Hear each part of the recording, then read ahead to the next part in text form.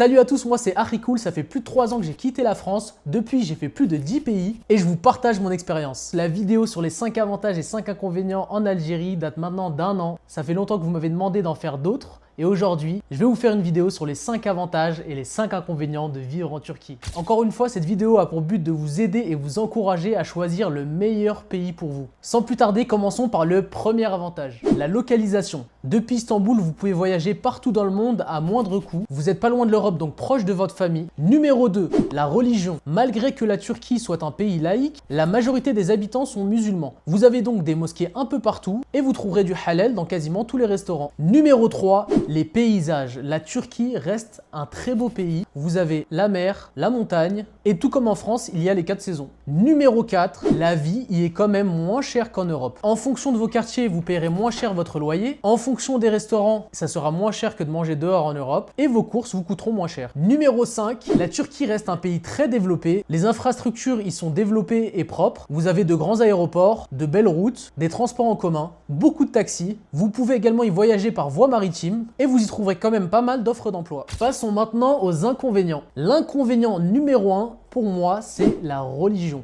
Encore une fois, c'est mon avis et je vous invite à vous faire votre propre avis en y allant et en restant quelques mois pour voir votre ressenti. Mais par rapport à ce que moi je recherche, je ne m'y suis pas senti à l'aise. Malgré qu'il y ait beaucoup de mosquées, là-bas vous ne pouvez pas vraiment vous habiller comme vous voulez. Par exemple, si vous allez en qamis à la mosquée le vendredi, tout le monde va vous regarder bizarrement. Bien sûr, ça va dépendre des quartiers où vous vivez, mais en ce qui me concerne, j'étais entre Istanbul et Bursa et j'ai vécu une mauvaise expérience. Et encore une fois, en fonction d'où vous vivez, il peut y avoir pas mal de partisans d'Atatürk. Donc ce sont des personnes laïques et pour beaucoup, ils sont contre l'islam. Le deuxième inconvénient, le coût de la vie. Malgré que le coût de la vie soit moins élevé qu'en Europe, l'inflation a causé une augmentation de prix en Turquie et ça n'a plus rien à voir avec avant. Les loyers sont plus chers, les courses vous coûteront aussi plus cher qu'avant et manger dehors à Istanbul par exemple devient un peu un luxe. Même certains endroits touristiques avant étaient peu chers à visiter et maintenant les prix ont vraiment flambé. J'ai pu échanger avec quelques Turcs et malgré que le coût de la vie augmentait, les salaires n'ont pas suivi, du coup les gens sont un peu en galère. Troisième inconvénient, la population.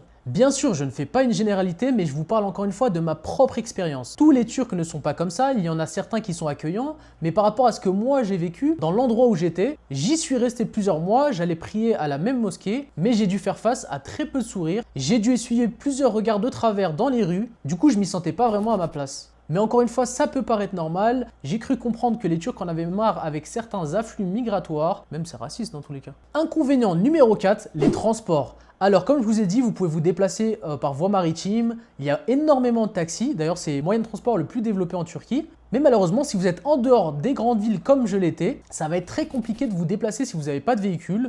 Il y a très peu de bus, vous pouvez attendre parfois très longtemps, il n'y a pas forcément de métro ou de tram, du coup ça a été un peu compliqué pour moi.